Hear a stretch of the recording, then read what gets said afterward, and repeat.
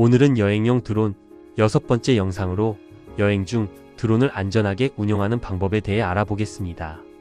드론을 하늘로 띄우는 순간 조종사가 가장 먼저 마주하는 고민은 기체가 안전하게 내 손으로 돌아올 수 있을지에 대한 여부입니다. 아름다운 풍경을 카메라에 담는 데만 몰입하다 보면 주변의 갑작스러운 환경 변화나 배터리 잔량, 그리고 GPS 신호 상태를 놓치기 쉽습니다.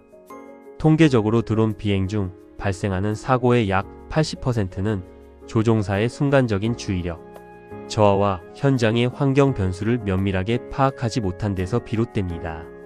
이번 영상에서는 여행지에서 드론을 안정적으로 제어하고 예기치 못한 사고를 예방하기 위해 반드시 실천해야 할 구체적인 안전 수칙들을 명확하게 정리해 드리겠습니다.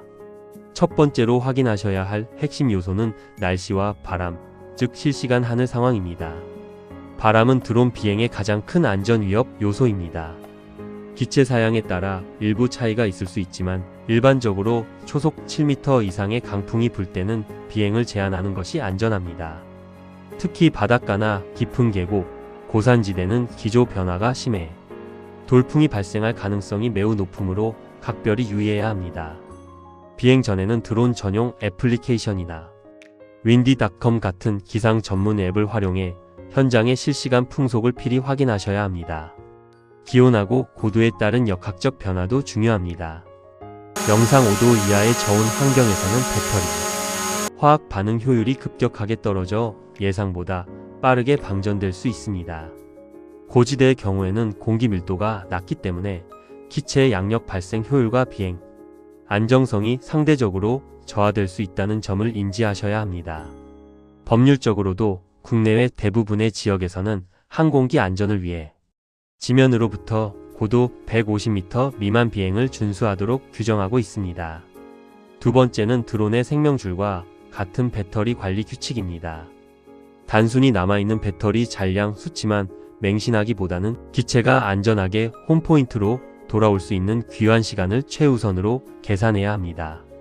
안전을 위해서는 전체 비행 가능 시간의 70% 시점에서 자동으로 복귀하도록 홈 리턴 설정을 해두는 것이 합리적입니다.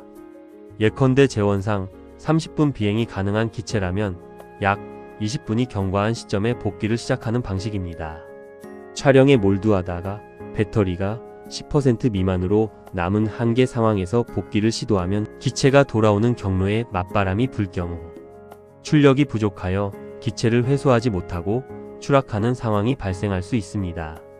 여행 시에는 여유 배터리를 최소 2개에서 3개 정도 상시 확보하시고 차량이나 이동 중에도 충전이 가능한 모바일 파워뱅크 호환형 충전기를 지참하시는 것이 효율적입니다. 세 번째는 이륙 전 필수 점검 루틴을 체계적으로 습관화하는 것입니다. 비행 직전에는 프로펠러에 미세한 갈라짐이 있거나 이물질이 끼지 않았는지 육안으로 꼼꼼하게 확인해야 합니다. 정밀한 제어와 자동 귀환 기능의 정상 작동을 위해서는 GPS, 위성 신호가 최소 10개 이상 안정적으로 확보되었는지 조종기 화면을 통해 점검하셔야 합니다.